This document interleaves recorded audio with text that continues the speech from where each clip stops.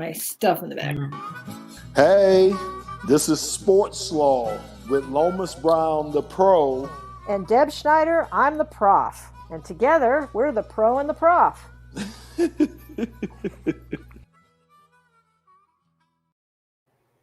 Hey. So welcome to SportsSlaw, episode 40. I can't believe it's been 40 I know. They're climbing, man. We're starting to add up the content, Deb. We are. And we've got, I know everybody's in a hurry tonight, so let's just get right into it because I think we've got a great guest tonight. Yes. Yeah, we've got Eric Hipple, played quarterback for the Lions for 10 years. You played with Eric. Absolutely. I caused a lot of his pain early in his career because I broke in as a rookie. Eric was my quarterback, and I was his left tackle. I was supposed to protect his blind side. I thought I did a pretty good job, but it was a lot of look out, Eric. It was lookout blocks while I was learning on the job. But the thing I can say about Eric, he was a great sport. One of the toughest guys that I ever played with, because he took some hits, but this guy never complained, never pointed a finger at anybody, the ultimate team guy. And that's why we're friends today. That is why. He's a great man.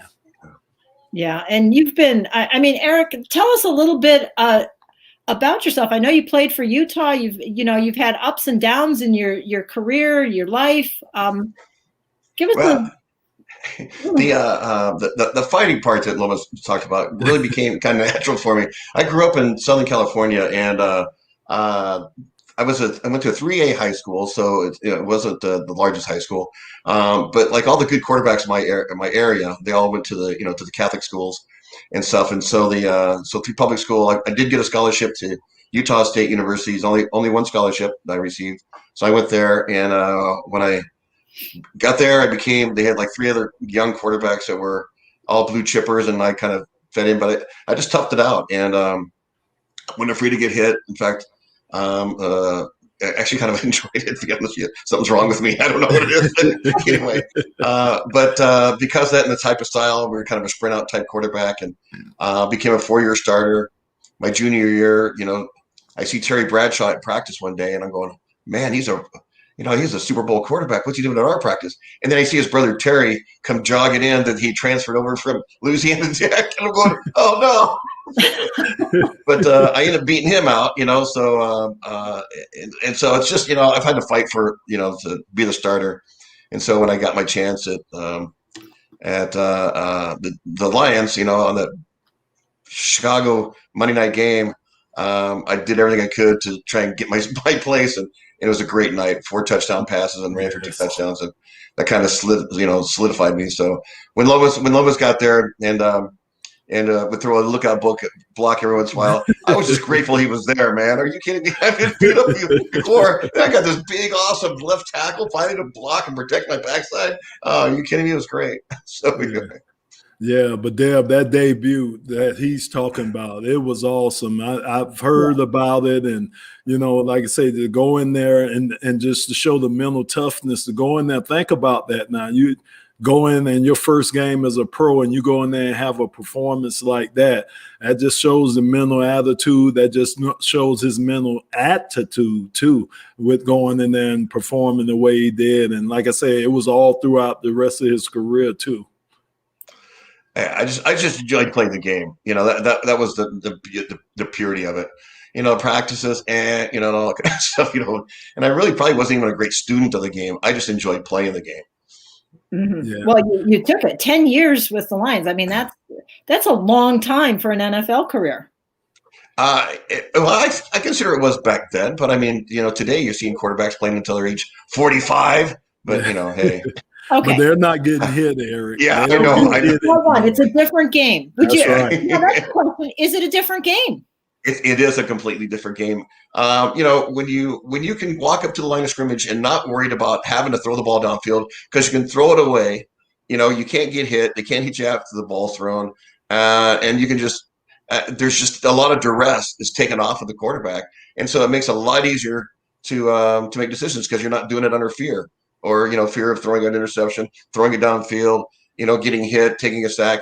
It takes a lot of that pressure off.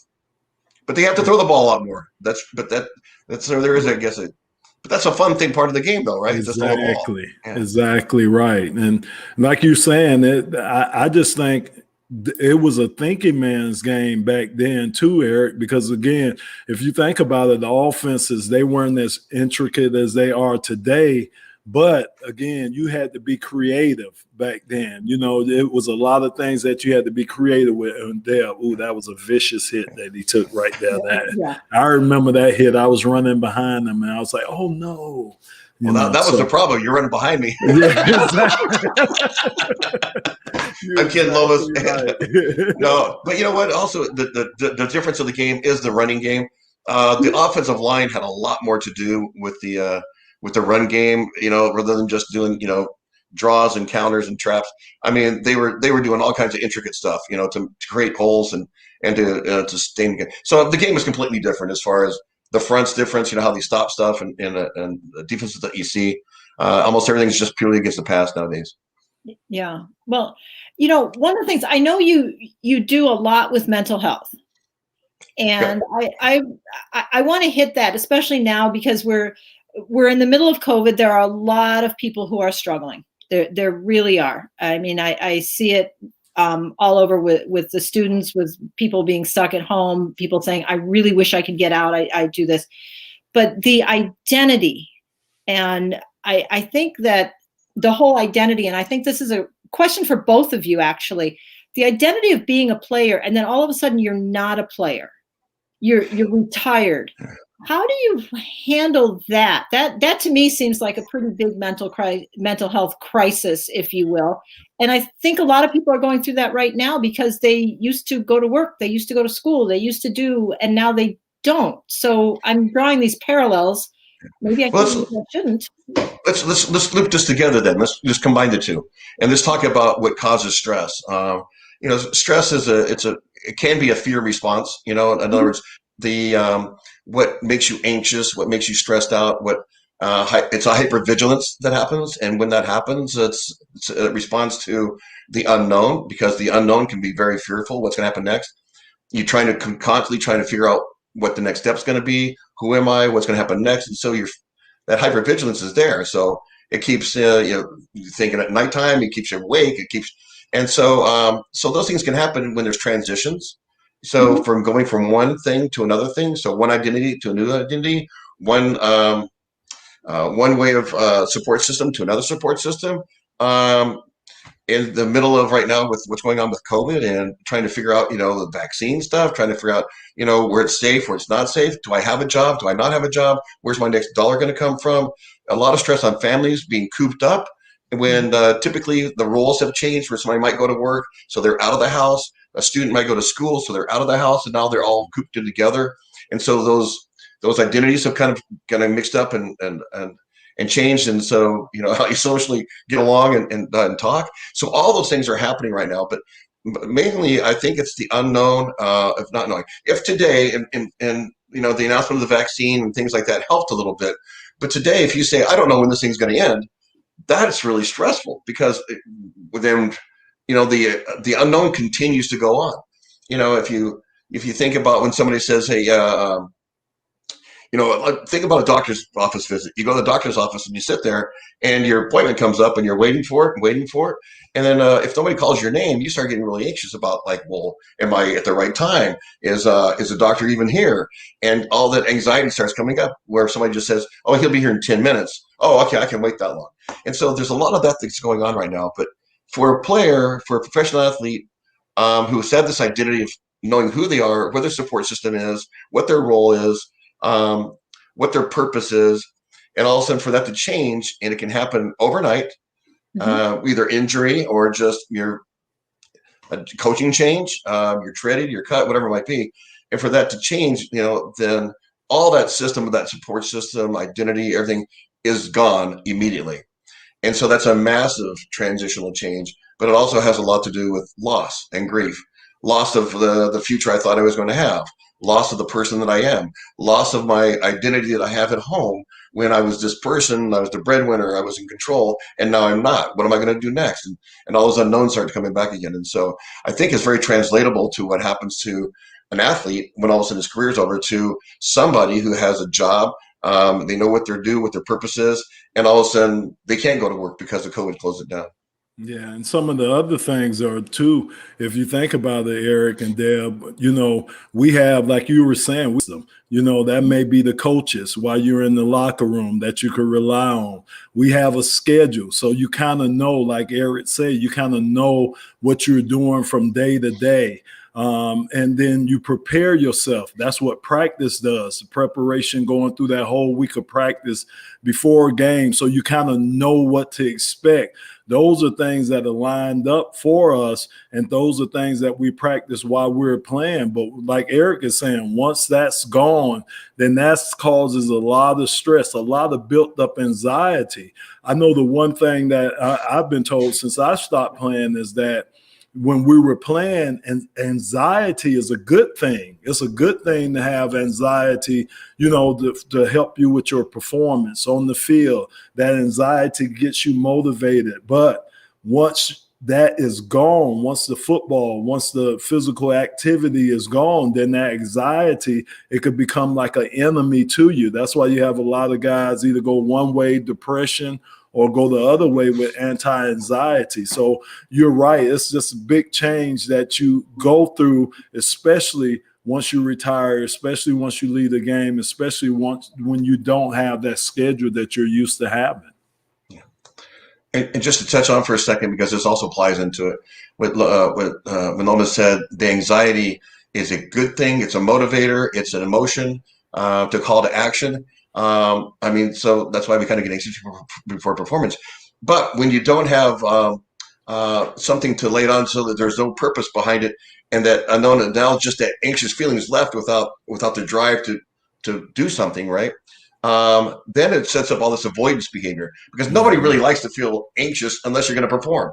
Mm-hmm. And so with anxiety, what do I do with it? So you have all these maladaptive type deals, like, maybe I'll start drinking more often, or maybe, other substance uses might come into place. Maybe I'll isolate. Maybe, I'll strike out in anger because I don't want to deal with people. And so just avoidance behavior start happening. And unfortunately, that isolation and it can actually turn into something really, really bad, which is when all of a sudden depression starts getting in, and all of a sudden we're not taking care of ourselves. Yeah. Right. I just see so much of it right now. I think that a lot of people are really struggling, and I do liken it to losing a career. So what I'm saying, how do you cope? What is the best coping mechanism for something like that? Is it individual, or is it something that, everybody's got to figure it out? How would you cope with that? I think it's both. I think one is understanding where that's coming from. What's the emotional portion of it? So, and when you understand that, then you can at least deal with the emotion, where the emotion is coming from. If we don't understand that part, then maybe that anxiety is tied to anger, tied to acting out, because I don't know that, hey, this is normal. It's normal for me to feel down when all of a sudden I lost my job. And so I think that's part of it. But I also think being connected is huge. Yes. So we know that being connected socially is very important. But we have a tendency not to do that. If we think we're the only ones going through something, then we'll isolate, because I don't want to be the one that's the odd one out, right? And so I think those are important as far as being able to connect socially as well. Yeah, and Eric, I think if you could talk a little bit about the group that we have, that you guys have formed, where you have players, a group of players that reach out to other players, just to touch bases with them, just to see how they're doing, just to see how their mental psyche is. If you could kind of touch a little bit on the Peer Pride group. What Lomas is relating, talking about is it's a peer-to-peer outreach group. So we've got 8 guys that are trained just to learn how to communicate, how to connect. And the sole purpose of that is really to reach out to our alumni and to connect with them. And so each one of us has a list that we call out to and make sure the guys are connected. yes, we've been trained also. If something we pick up on something that we might have a resource for it, but the main drive isn't to go out and try and find out what's wrong with people. It's actually to go out and try and connect them, make sure they stay on top and feel connected. So hopefully we're upstream of when things go sideways or things go bad, right? We're trying to defeat that isolation. Wow. It sounds like such a, I mean, Yeah. I think COVID and the Zoom and everything, I feel like I'm somewhat connected, and yet afterwards, you're going to your house, your bedroom, your own home. And so it's just trying to keep those connections are so important for everybody. Yeah. And Deb, how it correlates with veterans, right? I mean, it's amazing. We play a game, those guys go to war, but they kind of correlate together with some of the same injuries that can be attained. I mean, post-traumatic stress and, just a lot of the other things that us football players go through, former football players go through, that you have veterans pretty much go through the same thing. And it's just amazing how it kind of correlates together too. Some of that's also identifiable by some of the things that, the identity of a uniform. Not every veteran was a combat veteran. In fact, that actually works against some veterans who feel like they're not worthy of going and receiving some of the benefits that they deserve because they weren't a combat veteran. And however, their sacrifice is just as real as anybody else's sacrifice. And the thing is, they wear a uniform, so that identity is there. They have common language. They have a hierarchy of command. All the support systems are there, that when they're not there anymore, especially in a state like Michigan, that's a National Guard state, when they come back and become become civilians again, basically, except for when they train on the weekends. And so that isolation, well, along with loss of identity, is a tough one. Yeah. I'm just going to, at this point, say, reach out. Everybody should reach out to their friends, their family. There are a lot of helplines out there. You're not alone. Yeah, you're right. And I think that's the thing that's probably been the biggest thing for us. We have a weekly group of guys that work out, and it's really not the working out. It's more so after we get through working out, and it's virtual. It's virtual right now because we can't be together. But it's us sitting around talking about the old days, talking about when we're in the locker room, talking about what's going on these days, talking about how the family's doing or family members are doing. And I think it kind of reconnects us back.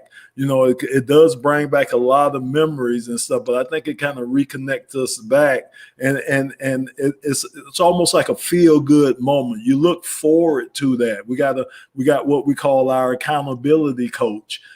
Guys that are kind of responsible for making sure the guys, get there and work out in the morning. So again, that kind of brings you back to the days when you had to be, over for practice, or you had to be accountable to your other teammate that you were playing with. So I think things like that, even if it's virtually, you still need to reach out, like you're saying, Deb. Yeah, help each other. So how do you identify with an athlete after their career if they're having trouble dealing with life? So how do you identify with one? Is that what you said? Yes. Okay. Well, I think there's one thing, and it doesn't matter what job you have. It doesn't matter what gender you are. It doesn't matter, so what it boils down to is the one thing that connects us as human beings is the emotions we have. If I say I'm happy, you can know what that is because you've been happy before, right? Mm-hmm. And if I say I'm sad, you know what that is because you've been sad. And so instead of trying to identify the job and, oh yeah, I was a player and this is and trying to be different than that, I can talk through emotion and say, this is what I'm feeling right now. And by doing that, I immediately connect with you because you have had the same emotion. And I think that's how we connect. It's not about what I have or didn't have, material things or not material things, or what job I had, or who I was, or how great you think you are. It boils down to that commonality of what we have in emotion-wise. And so we all know what happy is. We all know what sad is. We all know what what anger might be. We've had those things and tried to identify those feelings and connect that way. That way we can have empathy. we can be there to share no matter what your background has been or what your story is. Yeah. So Eric, can you take away a positive? What's a positive that's come out of this COVID or the isolation? Is there anything positive that you can say that has come out of this that we'll be able to take forward coming out this COVID or this isolation that we've been in for a little over a year now, or close to a year now? I think there's actually several things I believe. One is technology in itself, is that there's always been a technology gap between young and old. And today, the ones who are my age are trying to figure out technology, right, are forced to, because that's how we're having to communicate. And I think the youth, right, who have technology down pat are also starting to figure out that social interaction is really important too. Mm-hmm. So it's almost kind of a coming together, at least, because we can identify at least with each other, because we're having to figure out technology. They're figuring out, man, if we don't have social, going to school and being social, that's a really big thing. And so I think that's a big plus of it. I think the idea that the families have to spend time together, and that can be good and bad. But I think for the most part, it's good, because you realize that, wow, sitting down and talking one-on-one, because we are stuck here together, it can be a positive thing as well. The other piece is anytime we are challenged, it gives us an opportunity to be more resilient. And so I think it can take some fear off of the table. In other words, hey, I've gone through this thing. I was okay. We worked through it. And that means the next time I come up to something that might be a tough challenge, I can relate back to, you know what, we made it through this. We can make it through this. And so I think it builds some resilience. Yeah. Well, they do say being grateful and helping others is also a great way. So I would also do a shout out to everybody to reach out to somebody. Get those social interactions, reach out to somebody, because they're probably struggling as much as you are. And I will even add to that piece like that. Was one thing we have a huge problem with, right? Is trying to control everything. And that's one thing that's going on right now. We have no control over it. I mean, we can try and control things, but we have to realize that some things we have to let go, in that moment, to better off and not try and control everything else. And I think that's a learning moment, and say, okay, I can control me. Okay. And by me controlling me, that means that I can also help out. But it's also a resilient point which says, you know what? I can't control everything. Sometimes there's some things I just have to live with. Yeah. Yeah. Well, let's turn to some other subjects. One of the things that you've talked about, and that we know, concussions. Concussions are big in football, talking about the changes in the game and everything. And I believe you've been involved in some research on identifying concussions, which is actually really exciting. Yeah, there's some stuff that's it's been in the research for a while, and one of them is Abbott Labs just came out with their FDA approval for. It's actually a handheld device. It takes a blood prick, right, and through that assay where that blood channels into the two different proteins, it can identify if somebody's had a concussion or brain injury within the previous 6 hours. And it's only a 15-minute test, and it's relatively inexpensive. And so they just came out. That's been in the research for almost 12, 13 years. It started out on a DoD contract, but they finally pulled it home and got it home. And so you can actually have that in a helicopter. You can have it in an ambulance. You can have it, so I think that's a fantastic piece of identifying concussion. There's also what happens if we identify something and what do we do about it? You've had a concussion. What are some of the long-term consequences of that? Well, we talk about CTE, chronic traumatic encephalopathy, but you know what? That's, post-mortem is when you can identify that. Right. But so what is it we can do for somebody who's suffering from, maybe some cognitive issues, some long-range difficulties in concentration and depression, sleep issues and stuff. Well, one of the things that we found out through our research, and this is at CNS, Center for Neurological Study, is that you can relate some of that to pituitary dysfunction from brain injury, from TBI-induced pituitary dysfunction. And so that means that you can actually treat that with with growth hormones, testosterone. So hormones, you can actually treat some of that with and get the quality of life back. And so we're actually in the middle of a study right now where we're doing that. And in fact, we're recruiting more players. So Lomas, put the word out. But anyway, so there's some things you can do with that I think is really, really exciting. And there's some other prevention measures that guys are, how do you stop a concussion? And so there's some cutting edge stuff around the corner on that too. That I think will be here before too long, and it'll help reduce the concussion, whether you're wearing a helmet or not. So I think that's a great thing. I mean, I see one of the questions, Deb, is saying what could have saved Junior Seau's tragic death. And I think one of the basic things for us is, we've been taught ever since you've been playing this game, right? It's a difference between injury, being injured, right? And then pain. And, you're expected to play through certain things. You're expected to play through pain. And I think once we're out the game, I think a lot of us take that, and I'm guilty myself, we take that philosophy or that thought or that mindset with us. So we'll deal with things because we're thinking, we got this macho to us and we're supposed to do that because we were football players. And I think once you're out the game, I think that cloak has to be taken off you. Then you have to be, you have to really be more vulnerable, as a person. We have to start thinking more as a regular person than that athlete or the warrior that we were on the field. And I think, a lot of that, I think, when you hear Junior Seau's story, it was like that.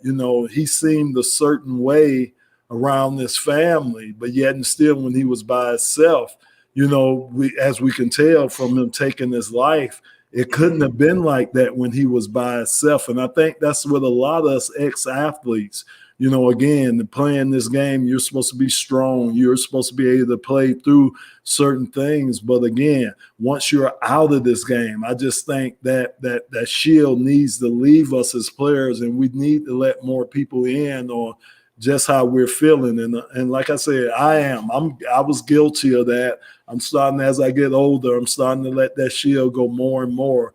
But I know how I was when I first got out the game, and I thought that was a sign of weakness to say this was bothering me or that was bothering me, when I shouldn't have looked at it that way. A lot of us need help. Yeah, I think that key is, that Loma said, is vulnerability. That it's not weak to show vulnerability. In fact, actually, let's put this in tune. In fact, I like to try and identify, and this is, I know we're talking about specifically concussion, but it actually applies into mental health, because your mental health is also dependent upon, the brain changes that you go through. And so I like to look at mental health as getting rid of, the language should be feeling a sense of well-being on who you are. Right. Mm-hmm. That means you can be productive. You can, have, relationships, you have a sense of yourself, and get rid of the diagnosis pieces, because I say that because I'm one of them, but there's people that I know that, that have a diagnosable, depression or whatever, but actually manage themselves really, really well. And so to me, they're mentally fit. They're mentally healthy. And there's people that aren't, taking care of themselves, that I would say they're not very mentally fit, even though they might not have a diagnosable, brain illness. And so let's just put it in that category, because that means it applies to everybody. That means, so if I talk about mental fitness, doing things, whether it's nutrition, it's understanding your own emotional, intelligence, and so how to interact, how do I treat other people, that all stuff is really mental fitness.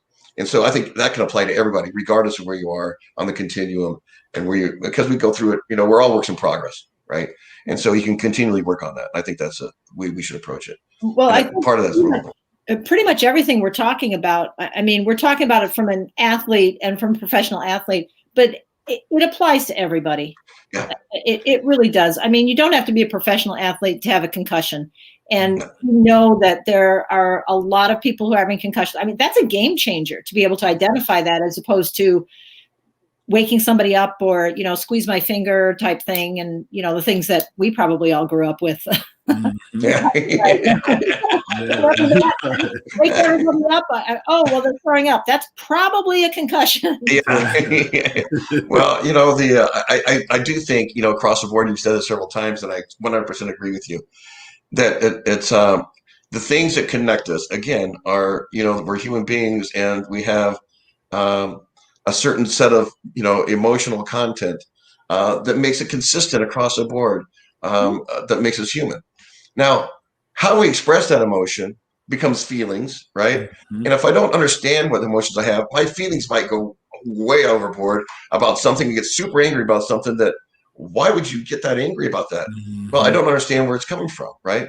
And this also gets into, our history, our background, what we believe in and all that stuff. And so I think the more aware we are of our emotional content and how that plays out and expresses itself gives us the ability cognitively to say, well, I better pull back on that one. That thought really doesn't make sense, right? And not in this case, and makes us more aware.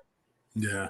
So, Eric, talk a little bit about, now we know they got a great entry program into the NFL, the rookie symposium and different things for them. But can you talk about the exit program for guys leaving the game, how that has evolved over the years? Because when we left out, it really wasn't, it was like, bye-bye, see you. That was basically it. But it seemed like it has evolved through the NFL. Can you talk a little bit about that? Yeah, I can remember, maybe you can remember this too, but when it was time for you to cut, they used to joke like, well, here's your roadmap and here's your apple. If you hit the road, you're gone. I'll take my apple, my roadmap, and I'm gone.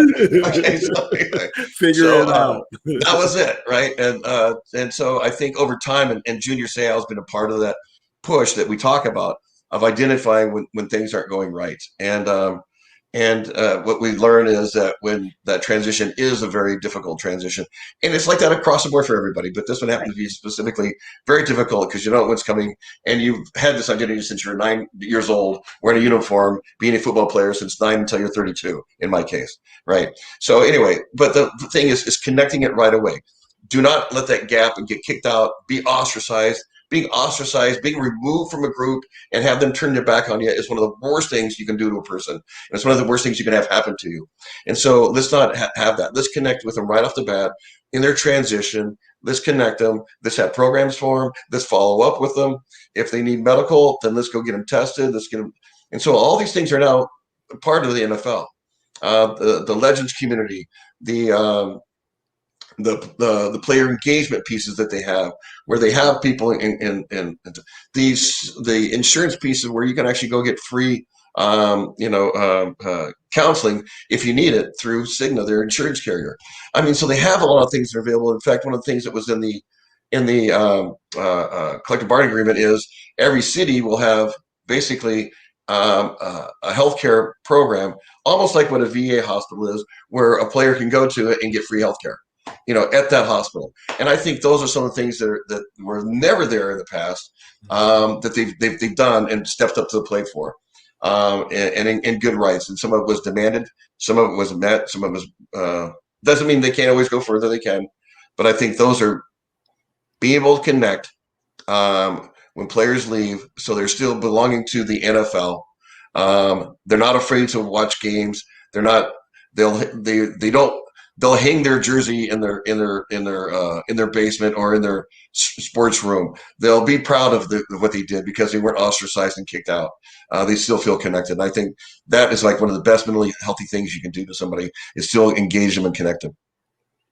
I think when you mentioned the CBA and the fact that we have now really started to see in the CBA some programs for the retired players, which was something that some of the earlier CBAs didn't really have. I mean, it was a much different thing.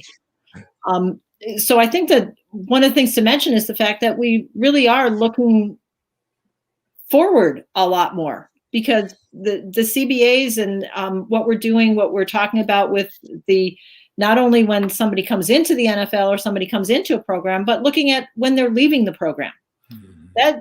Those are game changers. Do you feel those are game changers? I mean, you're both former athletes. What do you do when you're done? I think they're game changers because they even have career counseling now for your next career.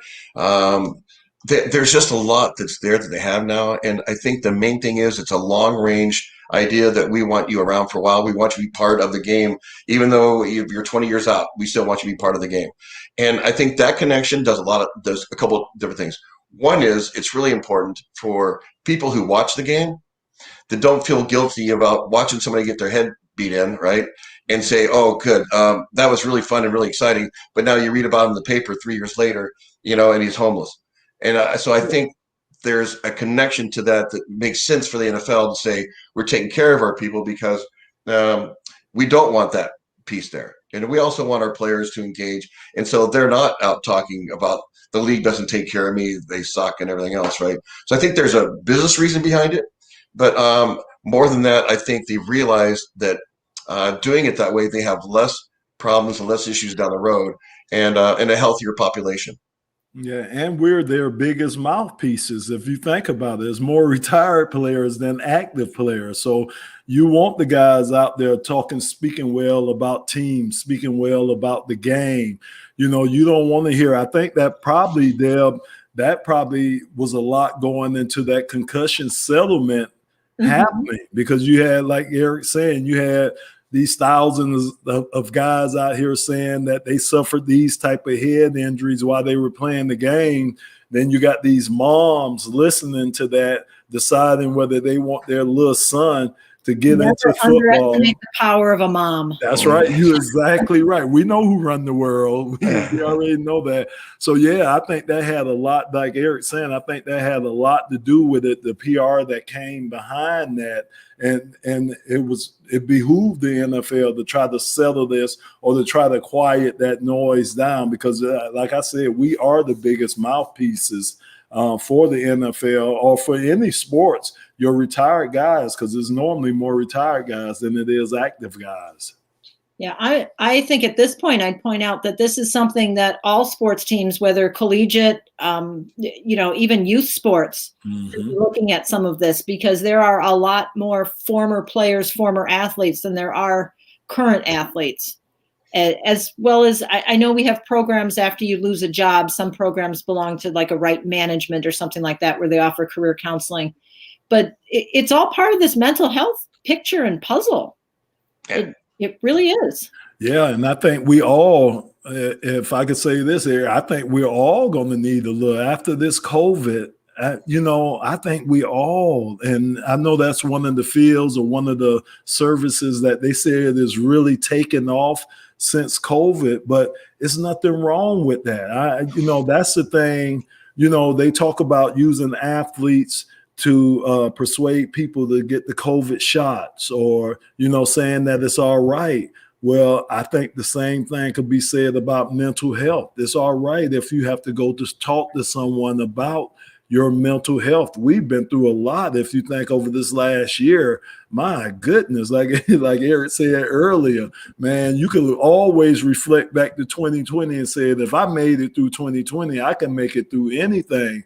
So I just think even promoting that, with using athletes to promote that is going to be important too. I think one of the biggest things that, when we talked about what are some of the positives that have come out, telehealth and has been fantastic. The fact that we took the restrictions off of it, and there's never ever going to be enough therapists for every person. There's just not going to happen. But what we can have is easier access, and so transportation is always an issue. Insurance has always been an issue as well, but easier to get to talk to somebody. But also, I think raising a little bit of education from a common standpoint of view, so everybody in the community can raise their level a little bit, and that means that if you're struggling, if I understand a little bit better, and you and I can talk, that means maybe you don't have to wait until it gets silent until things blow up, and then you have to go to a therapist or a clinician, right?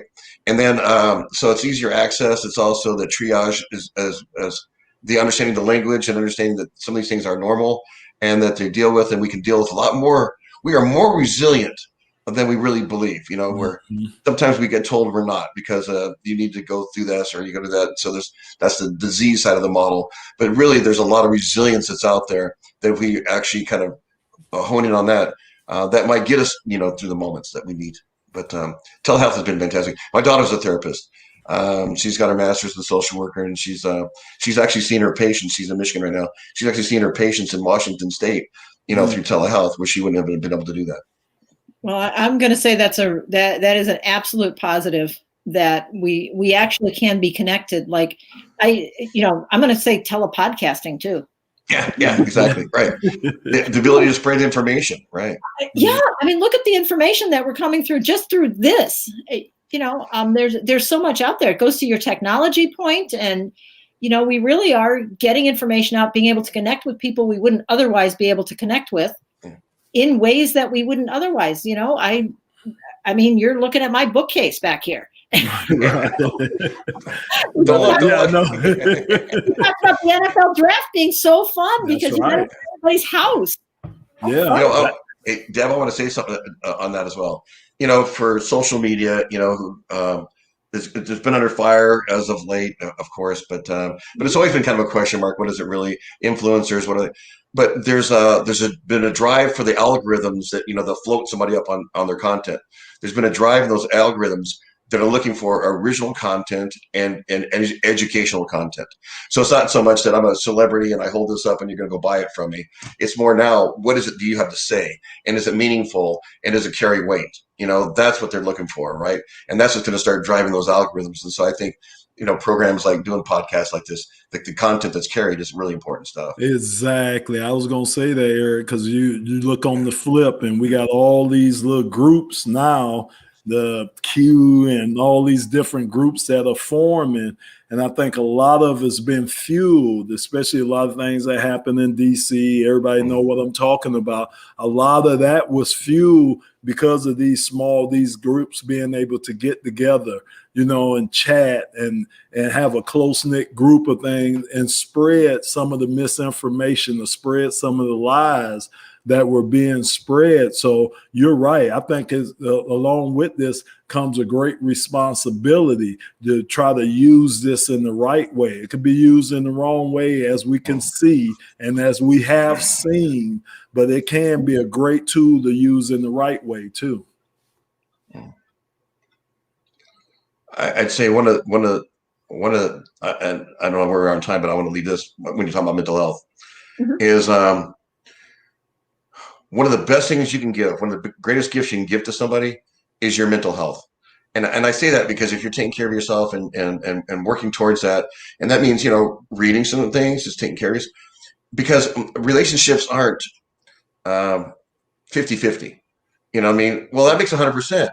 That's not what they are. Relationships are 100% and 100%. That means I'm doing everything I can to take care of myself. You do anything to take care of yourself. And then together we have extra left over to help each other when they need it. But if I think I'm at 50% and you're 50%, right, and I think that makes 100, it doesn't.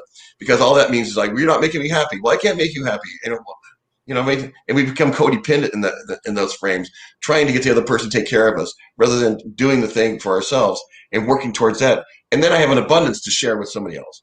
And I think that's what we should really focus in on, as well as doing the best we can for ourselves to take care of ourselves for someone else as well. Yeah. So Dale, let me ask them real fast then, since I'll switch it to a little football. Oh boy. You like what the Lions have done? I mean, personally, Eric, I think this is the best coaching group that since I've been here since '85. I think this is the best coaching staff that they put together. And the reason why I'm saying it is full of ex-players. And if you talk about it related in mental health, those guys have sat in those chairs before. So they know what you're going through as a football player. And so if you need an adjustment to be made, I just think, man, having an ex-player that played in the league a long time is a great mentor to have if you're a young player coming into the league. So that's why I'm really pleased with the staff that the Lions have put together. I think also the culture that they're trying to establish, which is less of a hierarchy of command type structure, which is kind of in the past, just leave it to management to do everything. I think they're actually, in the alumni calls that we've been involved with Sheila Hamp and Rod, excuse me, and even Chris Billman, is a family culture of enthusiasm, winning, that become the thing. So that piece about doing something for a teammate, doing something for the organization, pulling it together, and so it's a good experience, a great experience, a winning experience, I think is going to be the theme that they can seem to be pulling. And that's exciting as a player. But I do like the fact that the trade was with Stafford. I think for him, it was a good trade. Yeah. I think, for him to get, refresh himself and get out to and that offense out there is set for, for somebody who might be able to get him to the next level. So I think it's good for him. I think it was good for us from what we received in the trade was huge. Yeah. And so you think that's helping his mental health, huh? I do, because I think he looked at it, if we're going to rebuild again, and then you're in that part of your career, then what does that mean? If he's ever going to get a chance to get on a team that's ready to go, you know what I mean? And it looks like they're at the knocking at the door. They got a great defense there. They got a great offense, and so I think he might be poised at a chance to take it to the next level. But I like Stafford. I think he's a good player and a great guy. Yeah, I agree. Yeah. So we've covered a lot of things. Any final thoughts on this? I could talk to you for hours. Well, and I'm the type, once you get me going, I could talk for hours as well too. I've been trying to even, believe it or not, I've been trying to cut some of these answers down. You've been doing a great job too. And I think you get me around. You just get me around Lomas, and I could go on for hours just about Lomas. we will do this again. I love Lomas, man. I used to have so much fun with him in his rookie year. Man, I used to put rubber bands around my ears and walk out to him and go, "Hey, Lomas," because he's got the smallest ears you've ever seen.